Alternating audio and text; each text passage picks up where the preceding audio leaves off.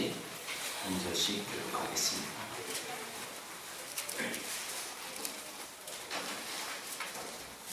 창세기 38장 1절에서 30절 말씀입니다. 교독하겠습니다. 그 후에 유다가 자기 형제들로부터 떠나 내려가서 아둘람 사람 히라와 가까이 하니라.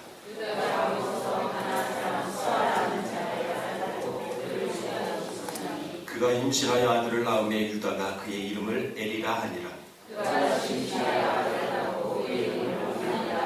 그가 또다시 아들을 낳고 그의 이름을 셀라라 하니라. 그가 셀라를 낳을 때에 유다는 거십에 있었다.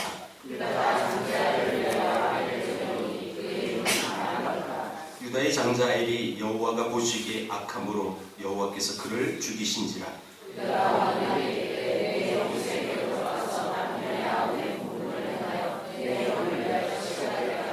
오나니 그 씨가 자기 것이 되지 않을 줄 알므로 형수에게 들어갔을 때에 그의 형에게 씨를 주지 아니하려고 땅에 설정하매 유다가 그의 며느리 다말에게 이르되 수절하고 네 아버지 집에 있어 내 아들 셀라가 장성하기를 기다리라 하니 셀라도 그 형들같이 죽을까 염려함이라. 다말이 가서 그의 아버지 집에 있으니라.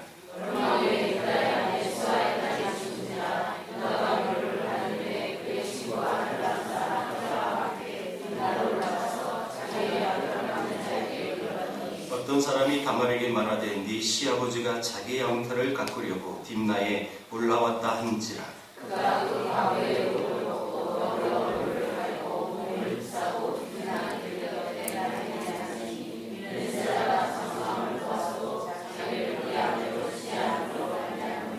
그가 얼굴을 가리었으므로 유다가 그를 보고 청녀로 여겨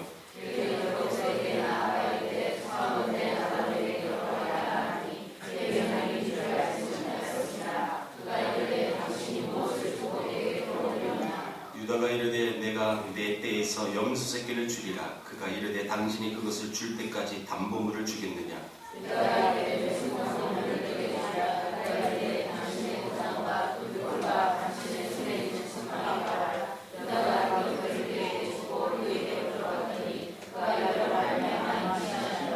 그가 일어나 떠나가서 그 너울을 벗고 가부의 의복을 도로 입으니라.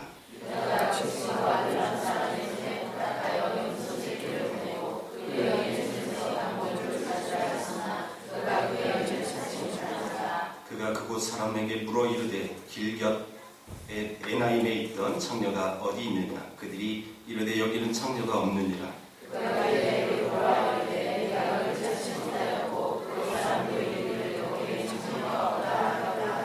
유다가 이르되 그것을 가지게 두라. 우리가 부끄러움을 당할까 하노라. 내가 이 염소 새끼를 보냈으나 그대가 그를 찾지 못하였느니라.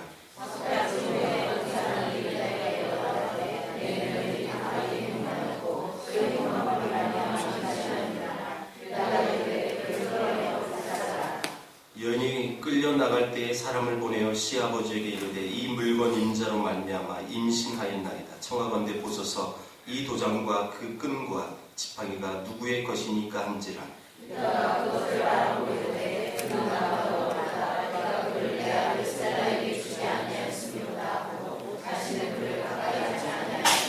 해산할 때에 보니 쌍태라.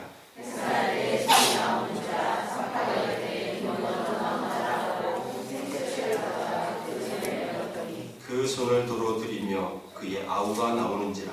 산파가 이르되 네가 어찌하여 터뜨리고 나오느냐 하였으므로 그 이름을 베레스라 불렀고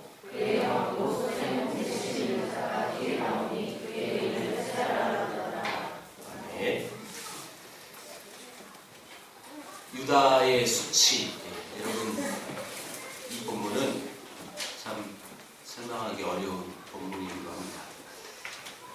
유다의 엄마 레아죠.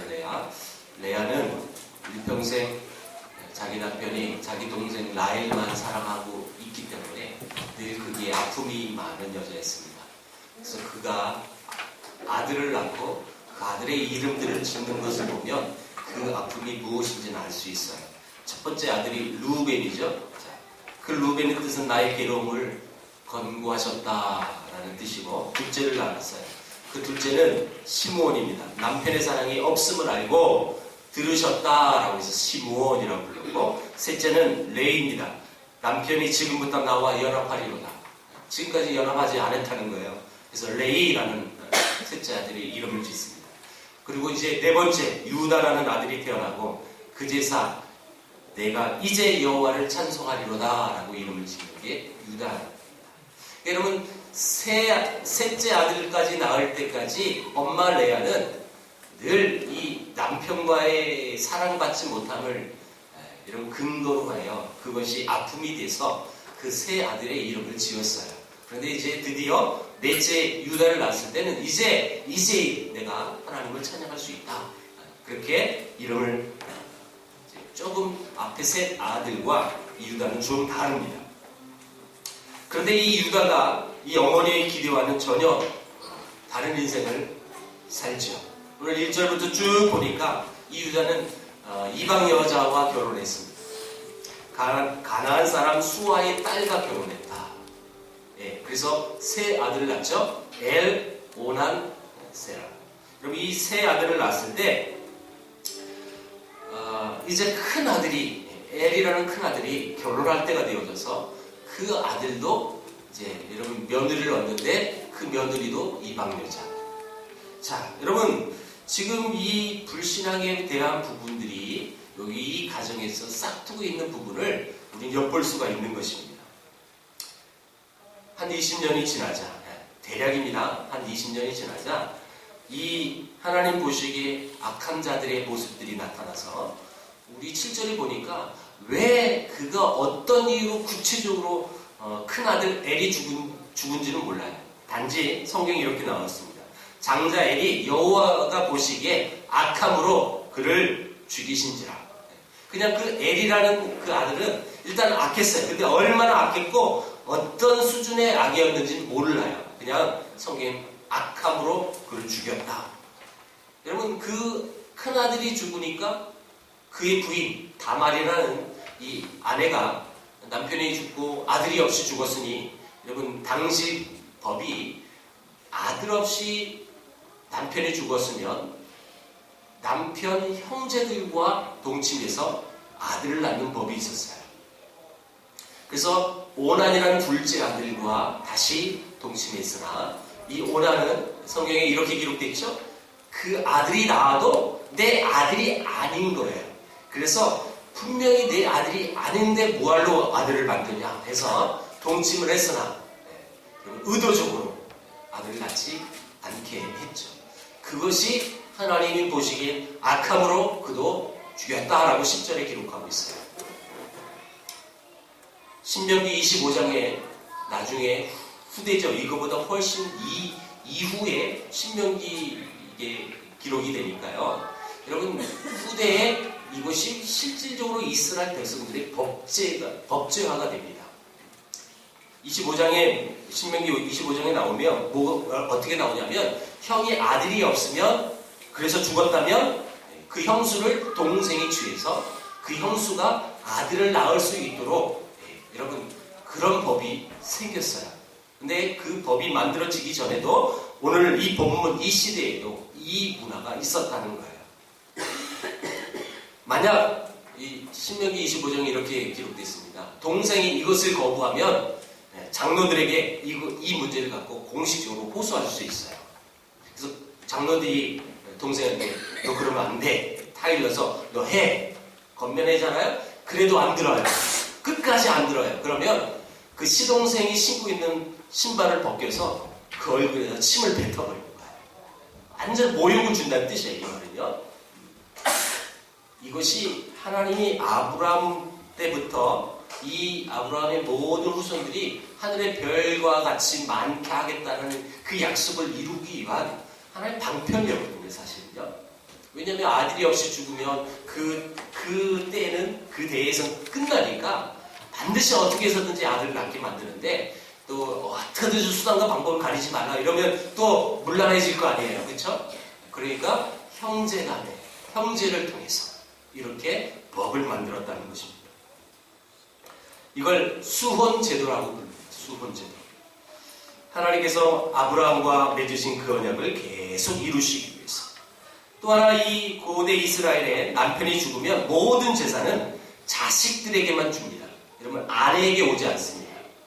그래서 자식 없이 홀로 된 이 여인은 정말 불쌍한 삶을 살 수밖에 없는 거예요. 그래서 그런 여인들을 인격이 없는 것처럼 대합니다. 그래서 저주받은 것처럼 인생을 살아갈 수밖에 없는 당시 문화였습니다. 그래서 하나님은 자식 없이 이렇게 홀로 된 여자의 삶을 위해서 이 수호법을 또 주신 이유이기도 합니다. 그런데 유다의 아들, 둘째 아들 오나는 형의 대를 이을 마음이 전혀 없었습니다. 형 이름으로 태어난 자식이 재산을 다 가져갈 거기 때문에 여러분 아무리 내가 이렇게 형수를 도와서 아들을 만들어도 내 아들이 되지 않습니다. 또한 내 재산도 되지 않습니다. 그래서 이 오난의 제약이 하나님 보시기에 악함으로 그를 죽였다라고 성경에는 표현하고 있습니다. 문제는 뭐냐면 유다입니다. 유다. 아들이 둘이 죽자 여러분 요즘 말로 많이 당황하셨어요. 이분은요. 두 아들이 죽으니까 이제 셋째 아들이 있잖아요. 근데 이 셋째 아들도 다말에게 주면 그 셋째 아들도 죽을 수 있어요. 왜? 여러분 3명 중에 2명이 죽어나갔으니까요. 유대의 마음은 어느 정도는 이해가 됩니다. 그래서 핑계를 대죠. 물론 적당한 이유이기도 합니다. 셋째 아들이 아직 나이가 어리니까 나이가 차면 그때 대를 이을 수 있도록 며느라기야 내가 그렇게 해줄게. 그러면서 너 수전해서 너희 친정집에 가 있어라 라고 보냈습니다. 그리고 상당한 시간이 흘렀지만 유다는 그 약속을 지키지 않습니다. 왜요? 그 셋째 아들도 죽을까봐. 그러다가 어느 날 친구와 함께 여러분 이 유다는 양털을 깎기로 해서 양털 깎으러 올라갑니다. 딥나라는 곳에 올라간다는 이 소식을 친정에 있었던 다말은 듣게 되죠. 자, 이 다말은 그 얘기 듣자마자 가부의 옷을 벗고 변장합니다. 창녀의 복장으로 너울을 쓰고, 여러분 이것은 얼굴을 가린다는 뜻이에요. 너울로 가린 뒤에 창녀의 옷을 입고 시아버지가 가는 그 길가에서 앉아서 기다리고 있습니다. 자, 여러분 이게 무엇을 말하냐면 지금 이 며느리 이 다말이 창녀 복장을 하고 그 길가에 앉은 이유는 우리 시아버지가 지나갈 텐데 그 시아버지가 나한테 용서하세요 여러분 요즘 말로 할게요. 찝쩍던 거릴 거다. 이런 것을 예상했다는 뜻이에요. 그냥 다말이 창녀 옷을 입고 그냥 간 게 아니라요. 다 이것은 주도된 거예요. 창녀의 옷을 입고 우리 시아버지가 지나가는 길에 섰다가 기다렸다가 시아버지 만나야지. 얼굴 가렸어요. 성경에도 나옵니다. 그 며느리가 창녀를 만났을 때 며느리인지 몰랐어요. 유다가 그 길로 간다고 해서 반드시 창녀에게 접근할 것이라는 것을 여러분 사실 어떻게 보장합니까? 그런데 다말은 그걸 예상했다는 거예요. 저는 뭐 확대 해석을 하고 싶은 마음은 없어요. 유다가 평상시에 그걸 즐겼을 것이다. 이렇게 해석하고 싶은 마음은 없는데 12절에 보니까 왜 유다가 그런 행위를 할 것이라고 예상했을까라는 게 12절에 나오더라고요. 유다가 아내를 잃었어요. 사별했다는 거예요. 아내를 잃고 이제 혼자 호라비가 된 거죠. 이것이 기초가 되어져서 며느리 다말은 그것을 예상하고 그래서 창녀의 복장으로 시아버지를 기다리고 있었습니다. 그리고 드디어 그 시아버지와 며느리는 정말 입에 담을 수 없을 만큼 낯뜨거운 일들이 실제로 벌어집니다. 생각해 보세요. 시아버지하고 며느리하고 여러분 성관계를 가졌다는 거예요. 여러분 이게 요즘 뉴스에 나오면 어떻게 될까요? 그럼 죽일 놈이에요. 그렇죠? 이 지저분한 이야기 여러분 이게 정상적인 거예요. 분명히 비정상적이고 부도덕적인 사건입니다. 여러분 하나님의 말씀에 여러분 어떻게 이런 이야기가 기록될 수 있을까요? 그리고 이런 본문은 저는 어떻게 설교를 해야 할까요? 그리고 오늘 본문을 통해서 여러분 조심하십시오. 자네께나 얼굴을 확인하십시오. 이럴 수도 없고. 여러분 이 본문이 왜 성경에 기록됐다고 생각합니다. 정말 이런 설교를 하기 너무 어렵습니다. 근데 분명한 것은 이유가 있으니까 성경에 기록됐을 거예요. 그렇죠? 우린 그걸 확신하는 사람들이에요. 그렇다면 거꾸로 우리가 역으로 추적해 보자는 거예요. 분명히 이 나쁘건 부도덕한 말도 되지 않는 상황들이 벌어진 이 상황을 왜 38장 한 장에 할애하면서 여러분 이 사건을 다 여기에 기록했느냐는 거예요. 분명히 이유가 있다는 거죠. 한마디로 먼저 말한다면 이 사건이 성경에 기록할 수 있었던 이유는 인간이 정말 형편없는 존재라는 것을 우리에게 낱낱이 보여주고 있는 사건이기도 합니다. 성경 속에는 기가 막힌 정말 말에 담을 수 없을 만큼의 여러분 부도덕한 성적인 이야기가 굉장히 많이 기록되어 있습니다. 여러분 그런 인간의 죄를 성경 어느 곳에도 감추거나 그 사건을 미화하고 포장하지 않습니다. 성경은 그 정말 우리 입으로 말하기는 지금도 우리가 민망할 만한 그런 모든 사건들을 적나라하게 다 기록하고 있다는 거예요.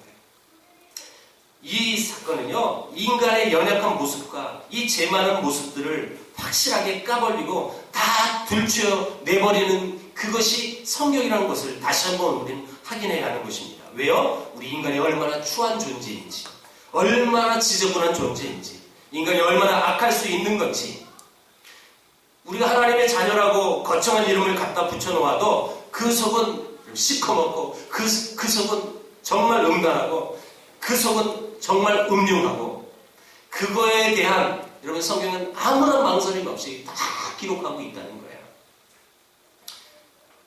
이런 사건들을 바라보면서 하나님 앞에 그 누가 어떤 인간이 여러분 이 지저분한 스토리가 없는 사람이 어디 있겠냐는 거예요. 다 있다는 거예요. 속으로 그럴 수 있어요. 목사님 무슨 소리예요? 나는 그러지 않은데. 꼭 이런 사건만 아니더라도 우리가 하나님 앞에서 얼마나 더럽고 추한 그런 죄를 갖고 있는지 모릅니다. 누구나 땅속에 묻어버리고 싶고 정말 누구 한 사람이라도 내 이 과거의 이야기를 알고 싶지 않기를 원해서 무던히 그 죄악을 감추고 숨기고 이런 그런 모습들이 우리 안에 얼마나 많이 있습니까? 그런데 우리는 남을 정죄하면서 계속 자기를 감추고 있는 모습을 바라봐야 한다는 것입니다. 남의 죄악은 정말 더럽고 추해서 그 사람을 욕하고 정죄하면서 똑같은 자기의 죄악은 그것을 바라보지 못한다는 거예요. 여러분 이 사건이 이런 비슷한 사건이 여러분 정확하게 성경에 보여준 사건이 이거죠. 다윗 나단 선지자가 다윗 왕에게 찾아와 왕이여 도대체 이런 나쁜 놈이 있습니다. 정말 부자가요. 옆에 아주 가난한 암양 딱 한 마리 있는데 그 암양을 그 부자가요 뺏어서 자기 손님을 대접했더래요. 왕이여 이 부자 이 나쁜 놈 아닙니까? 이 다윗이 그 말을 듣고 곧바로 반응합니다. 당장 이 일을 행한 자를 잡아 죽여라 명령했습니다. 나단 선지자는 잘 알듯이 그가 당신입니다. 당신이 우리아의 아내 밧세바를 가늠하고 그걸 은폐하려고 그 아내를 취하려고 뺏기 위해서 우리아 장군을 적장에 죽이지 않았습니다. 그게 바로 당신입니다. 왜 당신은 하나님의 말씀을 업신여깁니까? 그때 다윗은 회개합니다. 이런 모습이 바로 우리의 모습이라는 거예요. 그래서 우리는 남을 정죄할 수 없는 사람들입니다. 예, 정죄할 자격이 없습니다. 그 누구도 여러분 내 주위에 있는 죄를 짓는 사람들을 향하여 정죄할 자격이 없다는 거예요. 다만 우리들은 나의 죄 그리고 다른 사람들의 죄 다른 사람들의 실수를 대해서 그것을 바라보고 어떻게 해야 되냐면 가슴 아파야 하는 거예요. 가슴. 그것을 정죄하고 그래서 그 사람을 또 여러분 욕하고 이것이 하나님을 믿는 백성들이 해야 할 모습이 아니라는 거예요. 과연 그러면 여러분들은 어떤 사람, 어떤 존재이십니까? 여러분들은 이런 아주 파렴치한 제약들을 듣고 나서 그 사람을 향하여 어떻게 반응하십니까? 정죄하십니까? 아니면 그 제약을 바라보고 가슴 아파하면서 그것이 나의 모습일진데 하면서 회개하는 사람들이십니까? 하나님의 믿는 백성들이라면 이런 사건을 통해서 하나님, 제가 유다입니다. 하나님, 제가 다말입니다. 하나님, 용서해 주세요.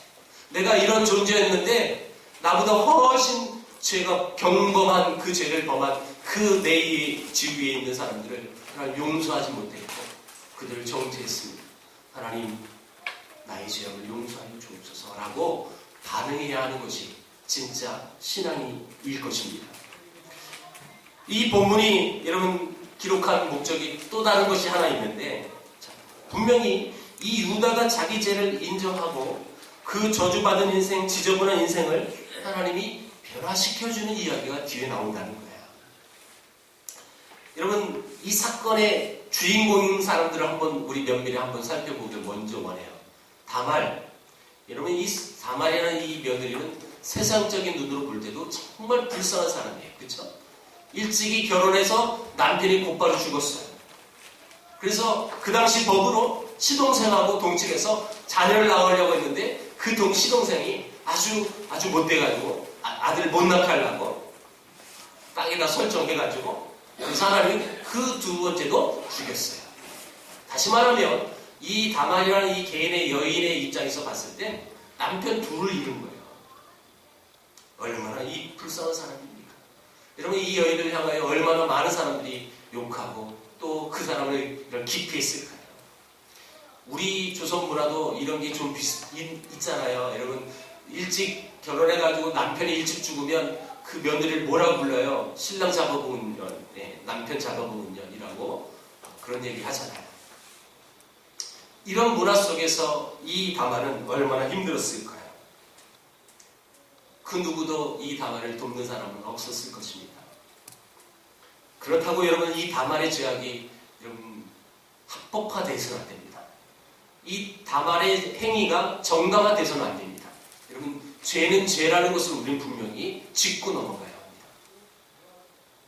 그렇다고 해서 창녀로 가장해가지고 시아버지하고 동침해서 그 시아버지를 유혹하고 여러분 이것은 분명한 죄악입니다. 다말은 자기 운명에 무릎 꿇고 자기 삶과 운명을 바꿔주실 하나님을 끝까지 믿지 못한 죄악이 있는 거예요. 저주를 축복으로 바꾸시는 하나님과 그 하나님의 말씀을 의지하지 못한 이 다말의 모습입니다. 분명히 그의 행위는 정당화될 수는 없어요. 두 번째, 유다라는 사람은 어떻습니까? 며느리 다말이 임신했다는 얘기를 듣고 곧바로 반응했어요. 야, 당장 끌어내서 불질러버려, 죽여버리라는 뜻이에요.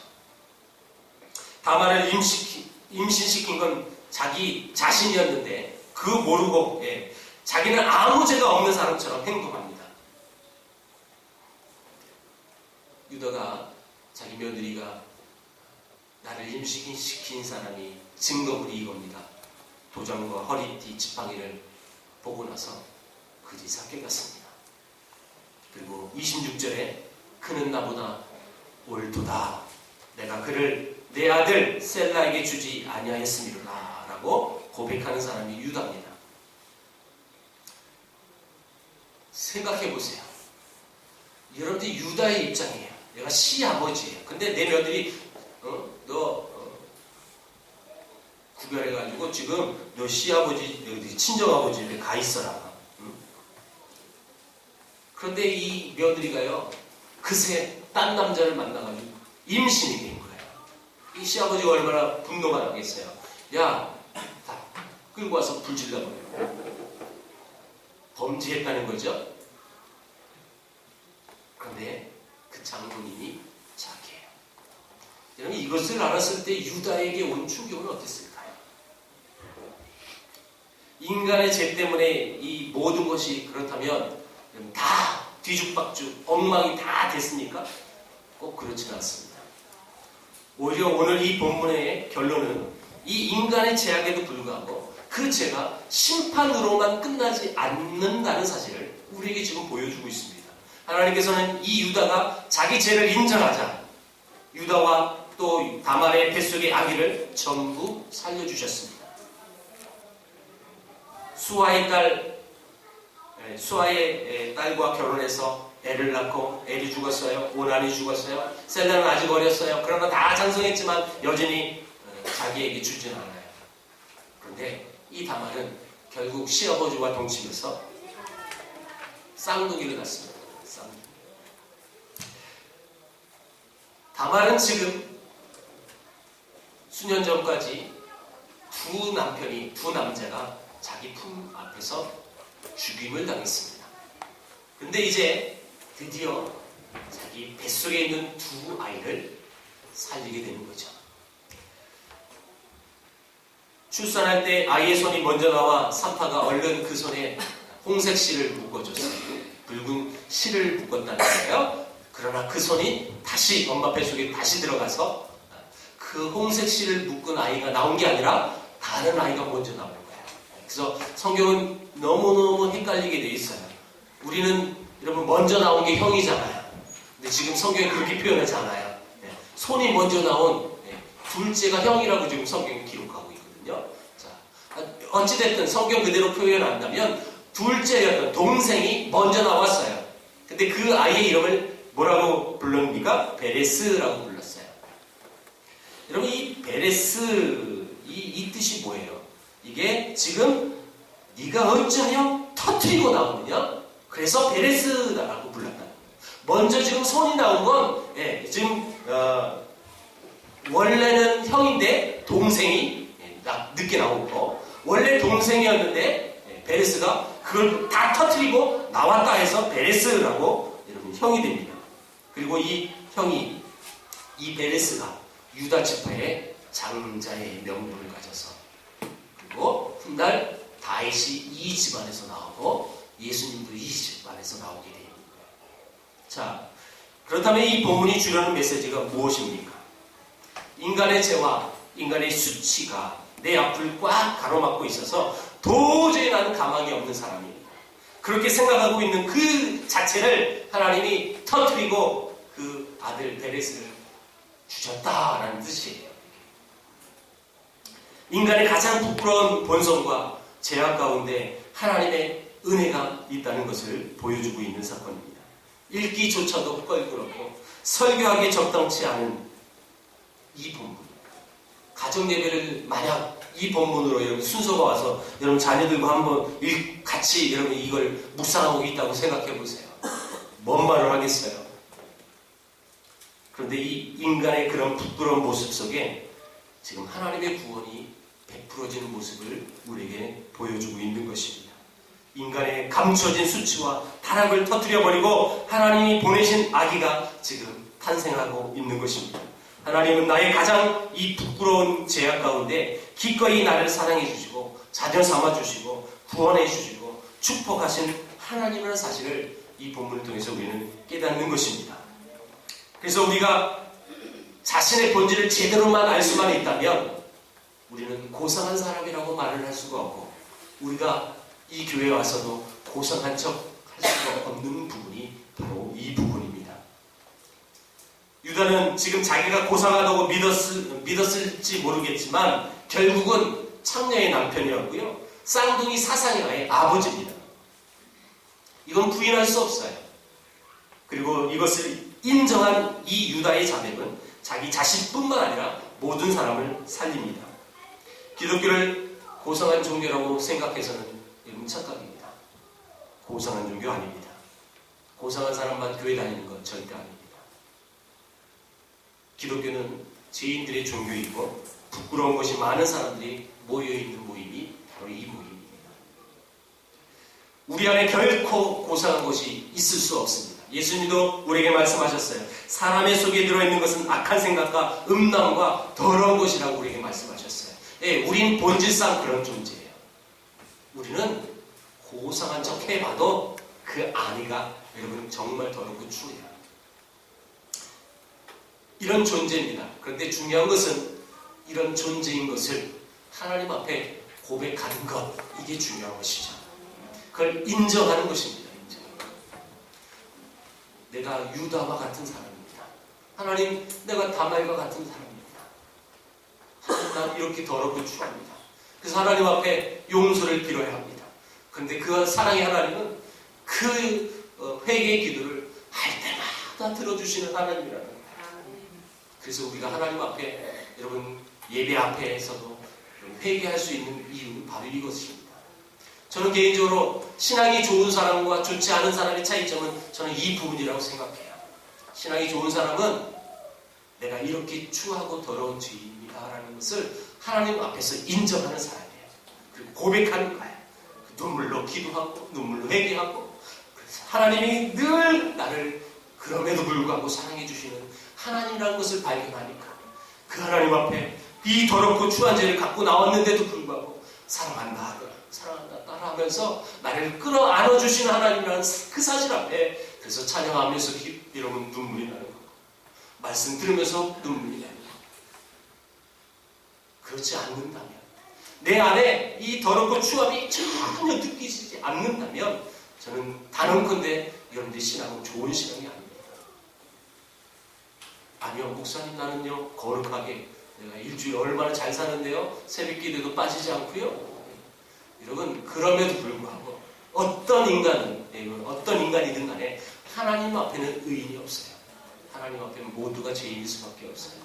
아무리 여러분들이 이 일주일 거룩하게 살았어도 하나님 앞에서는 죄악이 드러날 수밖에 없는 거예요. 그래서 여러분, 날마다 주님 앞에 여러분 눈물로 기도하고 회개하며 그 하나님이 계속 그럼에도 불구하고 나를 사랑해 주신다는 그 사실 앞에, 여러분 이 공예배가요, 그래서 은혜가 넘쳐야 되는 거예요. 이 공예배가요, 그래서 여러분 눈물이 계속 있어야 되는 거예요. 마르지 않아야 된다는 거예요. 로마서 5장에 이렇게 말씀하셨습니다. 죄가 많은 곳에 은혜가 넘친다고 말씀하십니다. 맞죠? 죄가 많은 곳에 은혜가 넘치는지, 죄가 없는 곳에 은혜가 있겠어요? 제가 많은 곳에 은혜가 있는 거예요. 당연히 여러분 이 놀라운 고백을 하는 거예요. 하나님, 나는 여전히 죄인입니다. 하나님, 나는 여전히 주님 앞에 설 수 없는 부족한 사람입니다. 여러분, 놀랍게도 이런 고백을 하는 그 하나님의 백성에게는 하나님이 구원의 은혜를 주시는 것이고, 그에게 회복의 은혜를 주시는 것이고, 그에게 늘 이런 마르지 않는 하나님의 은혜가, 기쁨이 넘쳐날 수 있다는 거예요. 바로 우리는 이런 하나님을 바라봐야 하는 것입니다. 죄인에게도 은혜를 주시는 하나님, 엉망으로 망가진 그 사람일지라도 하나님 변화시켜 주신 하나님, 창녀 같고 이 사생녀 같은 그런 우리를 찾아오셔서 그 하나님께서 그럼에도 내가 너와 함께 할 것이다.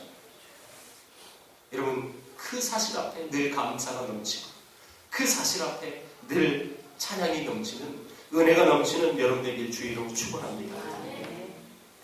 여러분들 마음속에 다말과 같은 불행한 과거가 혹시 있으십니까? 그 상처가 있으십니까? 그러나 하나님은 그런 우리를 부끄러워하지도 않으시고, 그런 하나님께서 우리와 함께 하시기를 기뻐하신다는 사실을 여러분 우리 마음속에 확신만 한다면, 그 상처가 여러분 상처로 남아있지 않을 겁니다. 그 상처는 다 싸매질 거예요.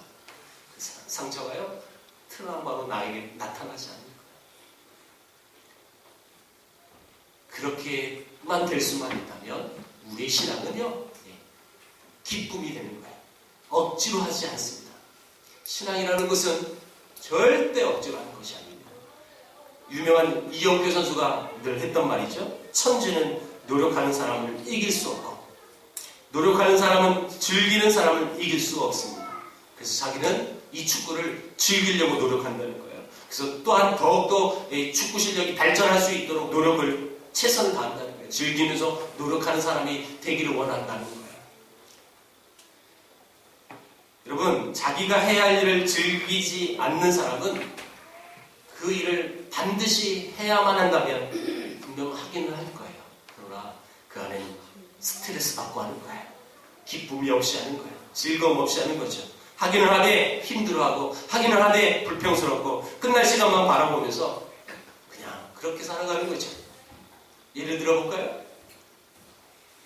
정말 이 예배가 기쁘신 분은 제가 2시간을 설교해도 기쁘실 거예요. 별로 안 기쁘죠? 2시간 안 되니까. 이 예배가요, 정말 하나님 앞에 드려지는 나의 진실된 예배. 여러분, 그런 확신이, 그런 신앙이 내 안에 있으면 이게 2시간이든 3시간이든 상관이 없는 거예요. 왜? 내 안에 기쁨이 있거든요. 근데 억지로 지금 끌려오신 분 혹시 있다면, 목사님 오늘 설교가 5분이나 더 길었어. 분석하죠, 분석해. 야, 여기서 이 말을 안 했으면 시간은 좀 짧을 텐데. 저는 쓸데없는 예언을 왜 할까? 시간이 빨리빨리 지나갔으면 좋겠는데, 예배가 빨리 끝났으면 좋겠는데. 저는요, 강의를 많이 하러 다니잖아요. 그게 보여요, 여러분. 정말 말하는 대로 다 흡수하신 그런 모임에 가면요, 2시간, 3시간 쉬지 않고 영락을 해도 전혀 힘들지 않아요. 저런 사람이에요. 그런데 이 비전도 정도 중등부에 가면요, 언제 끝나요? 내가 말하고 있는데도 그런 애들이 있어요. 언제 끝나냐는 건지. 슬라이드 탁 넘겨, 자, 이 선교사 하나 또 이렇게 하면요, 한숨 쉬어요. 그런 사람은 그 시간이 너무너무 쉬운 거예요. 억지로 하니까요. 즐거움이 없죠.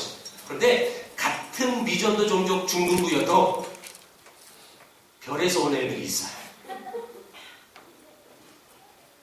정말 흡수하는, 말 그대로 다 받아들이고, 시간이 막 1시간 반 지나고 2시간 지나가도 그런 아이들 보면 참 말 전하는 사람이 참 기쁘더라고요. 제가 제 마음이 기뻐서 하는 얘기가 아니라 바로 이런 부분이라는 거예요.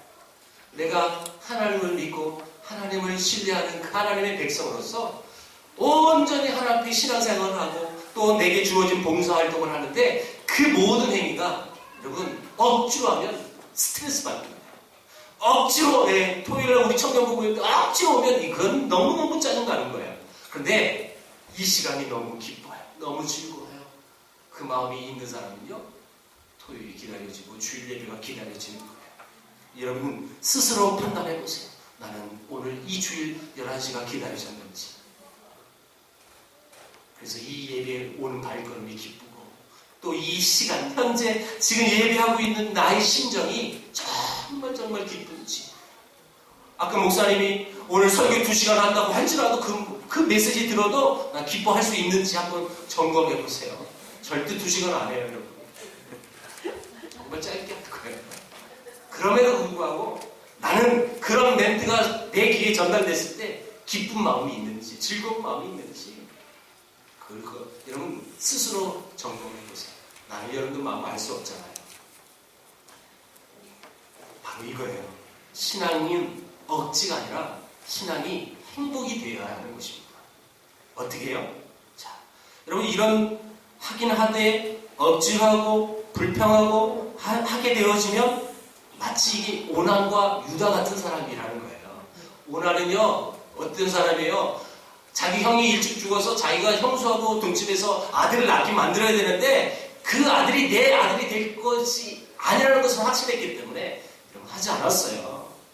그러니까 그것을 하나님이 악으로 보시고 죽였다는 거예요. 자, 유다는요, 그 당시 법이 형이 죽었으니까 그 며느리에게, 그 동생들에게 해서 아들을 낳게 만들어야겠어요. 그래서 실제로 2번째는 했어요. 근데 둘째 아들도 죽었어요. 근데 셋째 아들까지 죽이면 여러분 또 죽을까봐. 그래서 핑계대죠. 이게 바로 하나님의 말씀 앞에 억지로 신앙생활하는 사람들의 모습이 바로 이 모습이라는 뜻이에요. 인생을 이렇게 살면 사실 즐겁진 않아요. 신앙생활을 한다고 해도요, 편치 않아요. 여러분 정말 신앙생활이 즐거우십니까? 행복하십니까? 한번 점검해 보세요. 예배하는 것이 기쁨이고 교회 봉사하는 것이 기쁨이고 즐거움이 있다면 여러분 지금 신앙생활을 잘 하시는 거예요. 바르게 하시는 거고, 만약에 반대로 그렇지 않다면, 그것이 나한테 불행한 마음이 든다면 여러분들은 신앙생활이 지금 약간 병들어 있는 거죠. 은혜를 알아야 즐거움을 느낄 수 있습니다. 내가 죄인입니다. 내가 죄인입니다. 여러분, 이것만 회복되면 되는 거예요. 나는 여전히 주님 앞에 죄인입니다. 내가 잘난 것이 없고요. 내가 이 모습 이대로 이렇게 살 수 있는 것조차도 하나님의 은혜입니다. 이것이 회복되어지면 여러분 신앙은 즐겁게 될 수밖에 없다는 거예요. 왜요? 내가 즐기고 내가 누릴 수 있는 이 모든 것은 하나님의 은혜예요. 하나님의 은혜니까요. 얼마나 즐거워요. 나는 이렇게 살 수 없는데 하나님의 은혜 때문에 살 수 있다는 거예요. 그것만 발견해 된다면 여러분 내 지금 생활은 무엇을 해도 즐겁다는 거예요. 비록 남들보다 잘 먹고 좋은 옷 입고 그러지 못할지라도 내가 지금 행복하거든요. 왜? 나의 이 죄를 정말 하나님 앞에 구원받을 수 없는 자격 없는 존재인데 하나님의 은혜를 나를 구원해 주셨고 세계를 푸는 교회를 출석하게 하셨고 그래서 아름답게 주의 일들을 감당할 수 있는 은혜 주셨으니 하나님 감사합니다. 여러분 이 은혜가 여러분 하루도 빠짐없이 한 시간도 빠짐없이 여러분들 앞에 샘솟을 수 있도록 여러분 축복합니다. 네. 그렇다면 나의 이 모든 신앙생활은 즐거움이 될 것입니다. 유다의 수치, 이 유다의 집안에 이 너무너무 이 명예가요 더러워지는 사건이에요. 이 사건을 왜 굳이 하나님이 우리에게 주셨는지 다시 한번 생각해 보기를 원해요. 내가 그런 죄인입니다. 하나님, 내가 유다입니다. 하나님, 내가 다말입니다. 하나님, 내가 정말 그 불륜 관계 속에서 말도 되지 않는 관계 속에서 태어난 쌍둥이 그 사생아가 납니다. 하나님. 그런데 이런 존재를 사랑하시니 하나님 감사합니다. 이런 존재를 하나님 끊임없이 은혜 주시니 감사합니다. 이 마음이, 이 신앙이, 이 믿음이 여러분들의 끊임없이 나타났어. 여러분 우리가 일생을 살아갈 때 이 신앙생활을 할 때 즐거움으로 행복감으로 살아갈 수 있는 여러분들이 주의 이름으로 축원합니다. 기도하겠습니다.